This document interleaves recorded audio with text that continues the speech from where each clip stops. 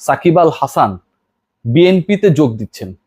ইয়াস, আওয়ামী লীগের মাত্র 8 মাস আগে যে ইলেকশনটা, 8 মাসেরও কম সময় আগে হয়েছিল, সেই নির্বাচনে মাগুরা 2 আসন থেকে নির্বাচিত সংসদ সদস্য সাকিব আল হাসান বিএনপিতে যোগ দিচ্ছেন, এরকম একটা গুঞ্জন, এরকম একটা আলোচনা রয়েছে যে তিনি এবার ভোল পাল্টে, আমরা দেখি না অনেককে তো পোল্টি মারতে দেখি, যে যখন যেই দল ক্ষমতায় আসে, ক্রিকেট বোর্ডেও আমরা অনেককে দেখলাম গত কয়েকদিনে ফেসবুক স্ট্যাটাসে, আমি তাদের নাম বলতে চাই না, যারা শুনছেন তারা বুঝে গেছেন এরা কারা, যে একটা সময় আসলে পাপন ভাই চিল্লানোর লোকজন এখন বলছে বিজয়ের এই দিনে জিয়া তোমায় মনে পড়ে টাইপের অবস্থা। ঘটনা সত্য, কিন্তু একদম মানে পোল্টিকারে বলে এরকম পোল্টি। এবারের অলিম্পিক্স হচ্ছে, আপনারা সবাই জানেন, প্যারিস অলিম্পিক্স, সেখানে যে ডাইভিং হয়, পোল্টি মারতে মারতে নিচে পড়ে, ওখানটায় আসলে ড্রাইভাররা দিতে পারে নাই। যেরকম পোল্টি এই মুহূর্তে বাংলাদেশের রাজনৈতিক কালচারে চলছে, এবং সেই পোল্টির অংশ অলরাউন্ডার যেহেতু সাকিব আল হাসান, তিনি তো সব পারেন, তিনিও কি হতে যাচ্ছেন কিনা, বিএনপিতে তিনি যোগ দিতে যাচ্ছেন কিনা, এরকম একটা আলোচনা আকাশে বাতাসে ভেসে বেড়াচ্ছে, সেই বিষয়ে আলোচনা করতে চাই। এবং একই সাথে একাধিক মামলার প্রস্তুতি চলছে, বা একাধিক মামলা তার বিরুদ্ধে দায়ের হতে পারে, এরকম একটা আলোচনা যথেষ্ট পরিমাণে রয়েছে। সাকিব আল হাসান বাংলাদেশের ক্রিকেট ইতিহাসের সবচেয়ে বিতর্কিত ক্রিকেটার, যিনি ফিক্সিং এ নাম লিখিয়েছেন, যিনি ফিক্সিং এর প্রস্তাবের তার সাথে যে কথোপকথন, দীপক আগারওয়াল একজন ফিক্সার, একজন জুয়ারি, সেটা তিনি তার হোয়াটসঅ্যাপ চ্যাট থেকে মুছে ফেলেছেন। আমরা এখনো জানতে পারি না যে সাকিব আল হাসান সেখানটা কি করেছেন। 1 বছর নিষিদ্ধ ছিলেন, নিষেধাজ্ঞা যখন তাকে দেয়া হবে তার আগ মুহূর্তে তিনি সকল ক্রিকেটারকে নিয়ে বিসিবির বিপক্ষে একটা আন্দোলনে নামলেন, সমতা বৈষম্য রোধ এরকম টাইপের কিছু একটা, যেন ফোকাসটা তার দিকে যায়। সাকিব আল হাসান চট্টগ্রামের একজন ইউটিউবার আছে, এখন মনে হয় আপনারা তাদের খুব একটা পছন্দ করেন না, এফ দিয়ে নামটা ভুলে গেছি, ওই টাইপের কেউ একজন, তালে তালে আসলে তাল মেলায়। শেষ পর্যন্ত সাকিব আল হাসান ফিক্সিং এ অভিযুক্ত হলেন, নিষিদ্ধ হলেন, কিন্তু ওই আন্দোলনটার কারণে সবাই তাকে অনেক অনেক বড় মনের মানুষ ভাবা শুরু করলো। এবারের যে ছাত্র আন্দোলন, সেখানটায় সাকিবের রূপটা আমরা একদম ক্লিয়ারলি দেখেছি। শিক্ষার্থীরা মরছে, পুলিশ মরছে, সাধারণ জনতা মরছে, শিশু মরছে, বাবার কোল খালি হচ্ছে, সন্তানের পিতা না ফেরার দেশে চলে যাচ্ছে, একটা ফেসবুক স্ট্যাটাস শুধুমাত্র তার এমপিত্বের পথ ধরে রাখার জন্য এই সাকিব আল হাসান দেন নাই। অথবা সাধারণ জনতা, যাদের হয়তো মুগ্ধের মতো 10-15 বোতল পানি কেনার সামর্থ্য, এর বাইরে তাদের সামর্থ্য নেই, সাকিবের সেই পোস্ট কিনতে পারেনি দেখে সাকিব আল হাসানের মন গলেনি। মানুষ মরে যাচ্ছে তার দেশে, মাগুরাতেও তো মোটামুটি 8-10 জন মারা গেছে, সাকিব আল হাসানের এটা নিয়ে বোধোদয় হয় নাই। এখন সাকিব আল হাসান বিএনপিতে যোগ দিচ্ছেন, সেই আলোচনাটা হচ্ছে, এবং তার বিরুদ্ধে মামলার প্রস্তুতি কেন, মামলার আলোচনাটা আসলে কেন হচ্ছে। বিএনপি প্রসঙ্গে আমি একটু পরে আসি, তার আগে একটু মামলা সংক্রান্ত আলোচনাটা করি। একটু আগে বলছেন যে ফিক্সার সাকিব, এই সাকিব আল হাসান আমরা জানি যে শেয়ার বাজারে তিনি তার এক প্রিয় বন্ধুর সাথে বিনিয়োগ করেছেন, এত তড়িঘড়ি করে বিনিয়োগ করেছেন, এত তড়িঘড়ি করে বড়লোক হওয়ার তার পরিকল্পনা ছিল, যে কারণে মানে আমার বাবার নাম কি, বা ভাই আপনারা যারা আমাকে শুনছেন, সাকিব ফ্যান অনেকে আমাকে শুনছেন এই মুহূর্তে, যারা আমাকে গালি দেওয়ার জন্য প্রস্তুতি নিচ্ছেন, আপনি কি ভাই আপনার বাপের নাম কোথাও ভুল লিখবেন?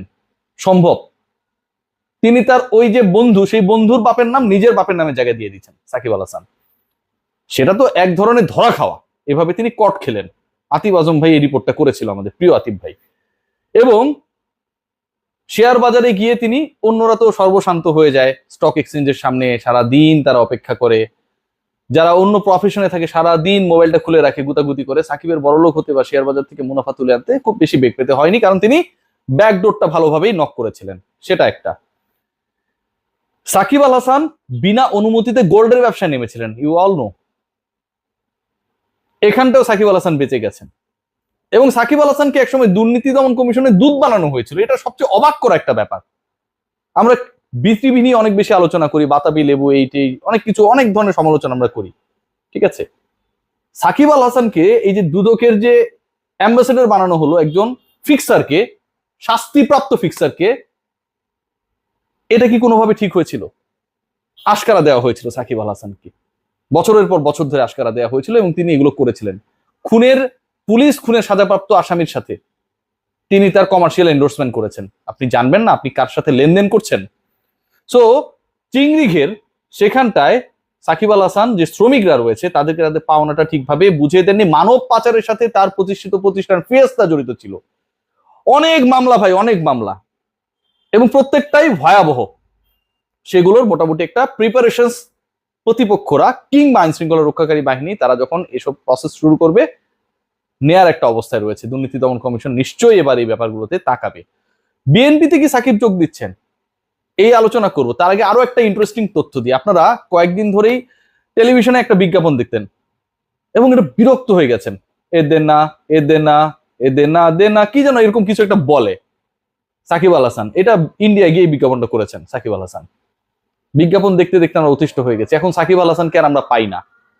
সাকিব আল হাসানের বিজ্ঞাপন টেলিভিশন এখন আর চলে না। তার মানে সাকিব আল হাসানের যে ব্র্যান্ড ভ্যালু, সাকিব আল হাসান ক্রিকেটকে পুঁজি করে ক্রিকেটের দিকে না তাকিয়ে দিন শেষে বিজ্ঞাপনটাকে আসলে তার মূল প্রফেশন হিসেবে নিয়ে নিয়েছিলেন, সেই ব্র্যান্ড ভ্যালু এখন তলানির দিকে। সাকিব আল হাসানের সেই ব্র্যান্ড ভ্যালুর জায়গাটা এখন আগের মতো নাই। বাংলাদেশের কোনো টেলিভিশনে এখন সাকিব আল হাসানের বিজ্ঞাপন প্রচারিত হয় না। সেই তিনি বাংলাদেশে আবারও প্রতিষ্ঠিত হতে চান। তিনি কি আসলেই বিএনপিতে যোগ দিচ্ছেন? এখন পর্যন্ত যে খবর, যে সাকিব যেভাবেই হোক বাংলাদেশে তার যে সম্পদ এবং বাংলাদেশে সাকিব যেসব অনিয়ম করেছেন বছরের পর বছর ধরে, সেগুলোকে কোনোভাবে যদি পাশ কাটিয়ে, তিনি তো আর বাংলাদেশে থাকবেন না। বাংলাদেশে থাকবেন না, ওই সাফারি যখন দেখতে যান, বাংলাদেশে যখন রাস্তায় লাশ পড়ে তখনই বোঝা যায়। এগুলোকে যদি তিনি পাস করে নিয়ে যেতে পারেন, সেটার জন্য যা করার দরকার তিনি চেষ্টা করবেন, যা করার দরকার তিনি চেষ্টা করবেন। এবং আপনাদের লাস্ট একটা নিউজ দিয়ে এই আলোচনাটা শেষ করব। বাংলাদেশে সাকিব আল হাসান সহসা ফিরছেন না। আপনারা দেখেছেন অনেকেই গ্রেফতার হচ্ছে, এবং সাকিব আল হাসান যেই ধরনের এলিগেশনস ক্যারি করছে, নাম্বার ওয়ান যেটা হচ্ছে আইনিভাবে দেখা হবে হয়তো, এবং একই সাথে সাকিব আল হাসান যে পরিমাণ তরুণ প্রজন্মকে একটা সময় বিভ্রান্ত করেছেন, তারা যখন আক্রান্ত হয়েছেন ঠিক তখন তারা বুঝতে পেরেছেন যে সাকিব আল হাসান আসলেই যাই করেছেন শুধু তার জন্য করেছেন, আর কারো জন্যই করেননি। কেউ তার কনসার্ন না। তাদের মধ্যে সাকিবের প্রতি যে বিদ্বেষ, ঘৃণা তৈরি হয়েছে, তারা যেভাবে বিব্রত হয়েছে, সত্যি কথা তাদের আইডলের এই কর্মকাণ্ড দেখে, এটাও সাকিব আল হাসানকে সেই গাট ফিলিং দেয় না যে তিনি বাংলাদেশে পা রাখবেন।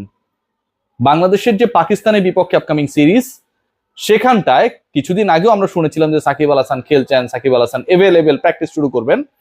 সাকিব আল হাসান হয়তো সেই সিরিজে থাকছেন না বা থাকবেন না। বাংলাদেশ ক্রিকেট বোর্ডে একটা রিফরমেশন হবে, এবং এরকম একজন ক্রিকেটারকে আমাদের ফলের থেকে, আমরা সাকিবের কারণে অনেক ভালো ফল করে ফেললাম, সেটার থেকে আমার কাছে মনে হয় দায়বদ্ধতার জায়গাটা এখন সবচেয়ে বেশি গুরুত্বপূর্ণ এবং গুরুত্ব দেওয়া উচিত। কেউ যদি বাংলাদেশের সবকিছুর ঊর্ধ্বে নিজেকে মনে করে, সেটা বিশাল ভুল। বাংলাদেশি ক্রিকেট কারো বাপের না।